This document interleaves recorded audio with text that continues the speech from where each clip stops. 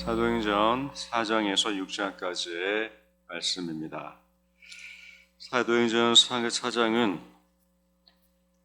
안진뱅이를 일으키며 또 솔로몬 행각에서 설교했던 베드로와 요한이 공회 앞에 서서 신문을 받는 말씀입니다. 사도행전 우리 4장 1절에서 2절까지 함께 읽겠습니다. 사도들이 백성에게 말할 때에 제사장들과 성전 맡은 자와 사두개인들이 이르러 예수 안에 죽은 자의 부활이 있다고 백성을 가르치고 전함을 싫어하여, 통상적으로 사두개인들은 부활이 없다고 믿었습니다. 왜냐하면 그들은 현실주의적인 신앙을 추구했기 때문입니다. 이 땅에 풍요로운 하나님의 축복만 원했던 신앙 공동체였습니다. 그래서 죽음 이후에 세계에 대해서는 관심이 전혀 없었습니다. 사두개인들은 솔로몬 시대에 거슬러 올라가서 사독, 제사장 가문의 출신 공동체입니다. 이들은 예수님이 태어나시기 전 마카비 혁명이라는 시대 때 타락함으로써 성전의 그 제사장 업무를 소홀히 하게 되었고, 율법을 등회시하고 오로지 제사하는 일에만 몰두하면서 거기서 빠져나온 지파가 바로 에세네파입니다. 에세네파는 이런 타락했던 그 사두개인들의 어떤 정체성으로부터 우리는 율법도 지키고 거룩하게 제사도 드리겠다, 그래서 쿰란으로 들어가서 그들의 공동체를 엄격하게 고수합니다. 그러나 사두개인 이 원래 공동체는 고스란히 성전에 남아서 제사장의 누렸던 이익과 또 제사일에 몰두했고, 그것이 그들에게는 부활, 죽음 이후의 세계에 대해서 관심이 없이 오로지 우리가 살아가는 이 땅에 하나님이 주시는 물질적인 풍요만 추구한 신앙 공동체가 되었습니다.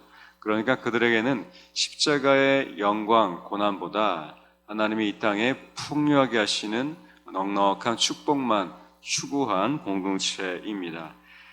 이들에게 부활을 가르쳤던 베드로와 요한의 활동은 굉장히 눈에 거슬렸을 것입니다. 그래서 오늘 보시는 4장 2절에서 예수 안에 죽은 자의 부활이 있다고 백성을 가르치는 것을 싫어하여 그들을 괴롭히기 시작합니다. 이것이 4장의 장면이고, 끊임없이 그 사도들을 그렇지 가르치지 못하도록 제재를 하지만 여전히 믿는 백성들이 더 날로 그 수가 더해지면서 이 예루살렘 초기 교회 공동체는 급성장을 이루게 됩니다. 그리고 계속해서 기도하며 물건을 서로 나눠주고 통용하던 때쯤에 5장 아나니아와 삽비라 이 두 부부가 자신의 소유를 온전히 나누고 그렇게 드리지 않고 일부를 감추었습니다. 그것에 대한 하나님의 질책으로 이 두 부부는 끝내 목숨을 잃게 됩니다. 그리고 이어서 사도들이 표적을 일으키며, 그리고 이 제사장과 사두개인 이 지도자들이 계속 공회를 열어서 사도들로 하여금 옥에 가두려고, 그러니까 부활 신앙을 가르치지 못하게 막고 있습니다. 왜 부활 신앙을 가르치지 못하게 했을까요? 이것은 풍요로운 신앙만 추구했다기보다 그들이 죽였던 이 예수님이 참 하나님인 것을 입증되는 것이 싫었기 때문입니다. 완전 범죄를 꿈꿔왔던 그 공동체들은 예수님이 다시 부활하신 것은 그들이 결국 하나님을 죽인 그러한 큰 죄가 되기 때문에 그것을 지키기 위해 결국 사도들로 하여금 부활을 가르치지 못하게 막고 있었습니다.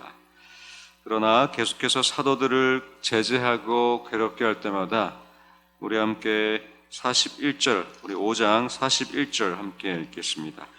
사도들은 그 이름을 위하여 능욕받는 일에 합당한 자로 여기심을 기뻐하면서 공회 앞을 떠나니라.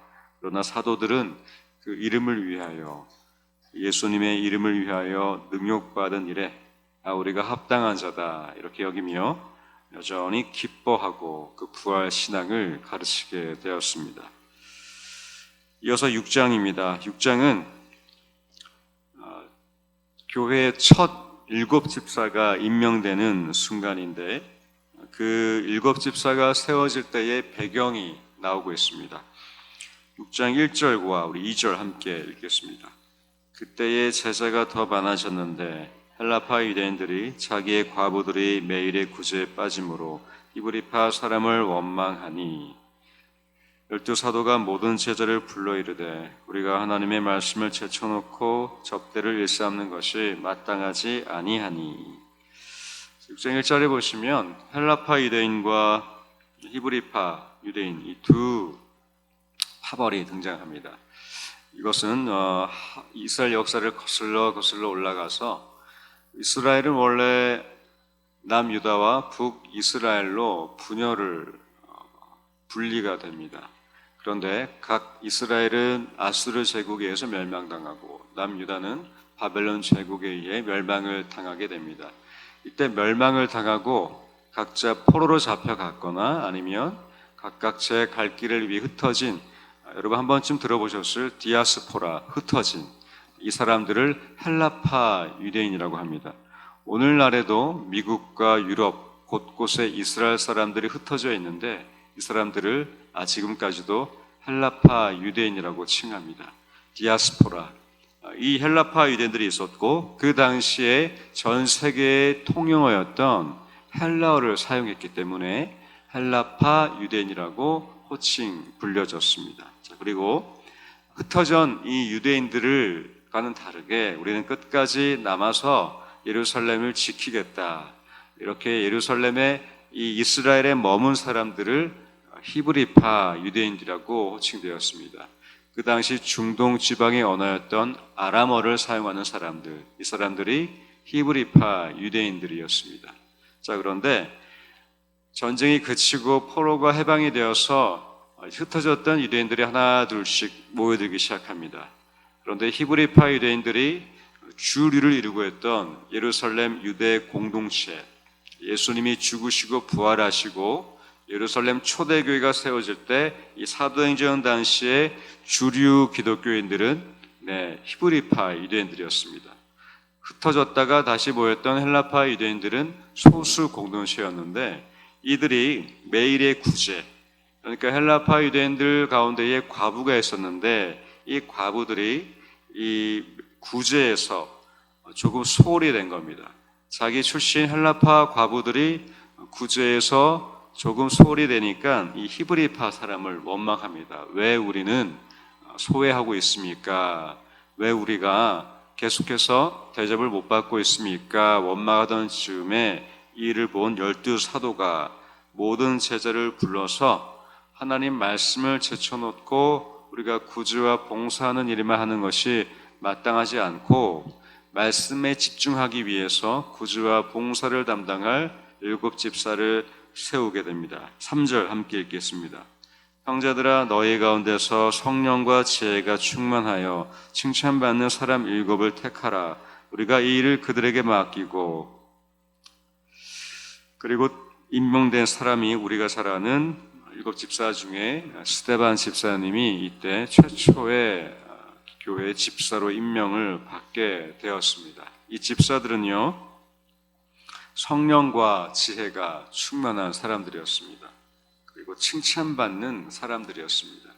그러니까 이 집사 7집사는 헬라파 유대인과 히브리파 유대인들 사이에서 어느 한쪽에 치우치지 않고 지혜롭게 그리고 칭찬받는 일들을 이 초대교회에 행하기 시작했습니다. 스데반은 헬라파 유대인으로 알려져 있습니다.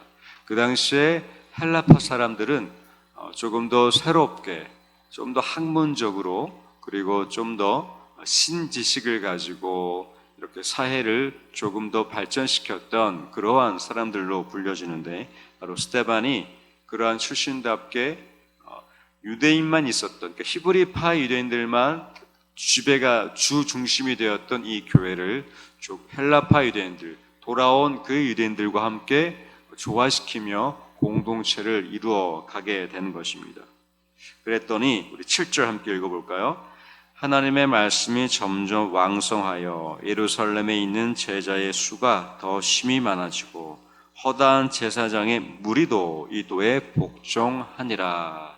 자, 제사장과 사두개인들이 사도들의 이 사역과 말씀을 전하는 것을 싫어했는데 교회가 좀 더 균형을 갖추고 구제와 말씀에 집중하기 시작하니까 이 말씀이 점점 왕성하여져서 예루살렘에 제자의 수가 많아지고 심지어 제사장의 무리들도 이 하나님의 말씀의 가르침에 복종하고 순종하고 인정하기 시작했습니다. 오늘 우리 교회도 돌아보면 헬라파 유대인들처럼 소수의 어떠한 사람들이 있습니다. 아니면 우리 교회에 오랫동안 계셨던 터줏대감 같은 교회의 우리 교인들도 계십니다. 그런데 어느 교회를 가든 어느 곳에 크고 작은 교회를 가든 이러한 모습은 꼭 있습니다. 어울리지 못하고 들어오지 못하고 소외되고 어떠한 교회의 어떤 제도와 방침에서 그 그늘에 있는 사람들이 꼭 있기 마련입니다. 이때에 우리가 집사로 세워지시고 권사와 장로로 직분을 받는 것은 바로 이 헬라파 유대인 같은 이분들을 향한 돌봄과 구제를 위한 이러한 책임과 역할로 우리는 하나님의 부르심 앞에 세워집니다.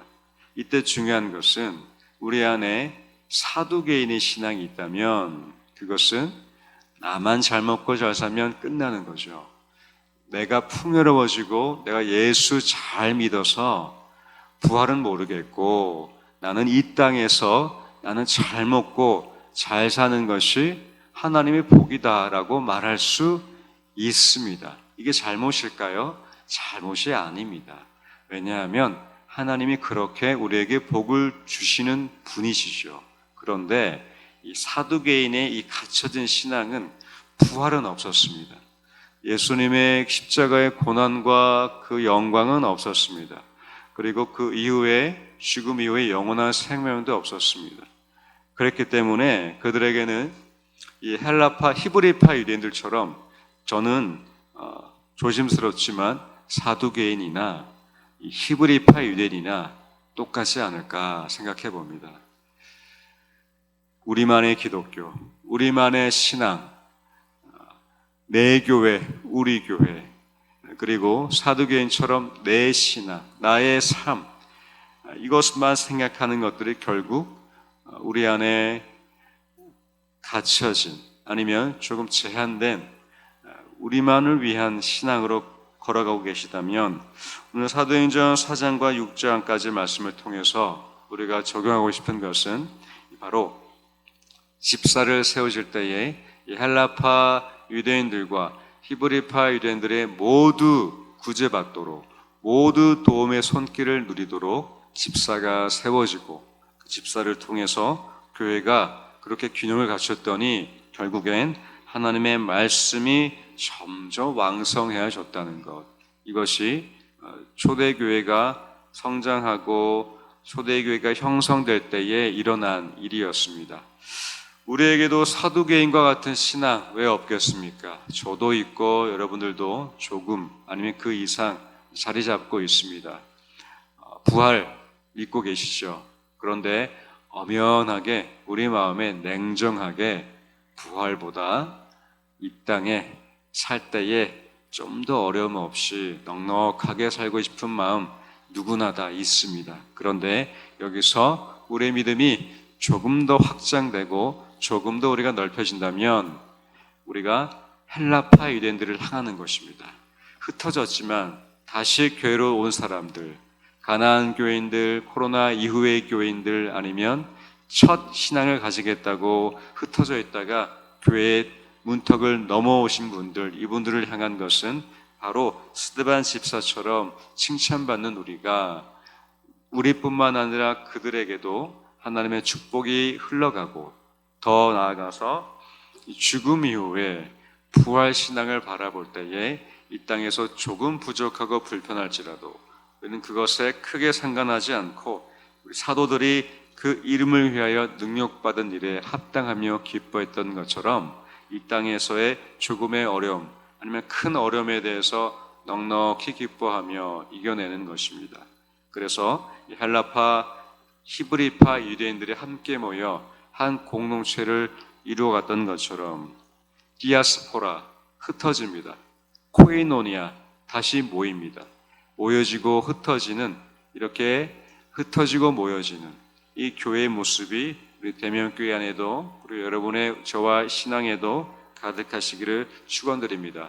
그래서 하나님의 말씀이 점점 왕성해서 이 고양동에 하나님의 말씀이 이 대면교회를 통해 점점 왕성하여져서 이 제자의 수가 더 많아지고, 이 부활 신앙을 믿지 않았던, 그 예수를 믿지 않았던 사람들이 하나님의 말씀 앞에 순종하며 함께 나오는 이러한 우리의 축복이 교회를 통해서 가득하길 소망합니다.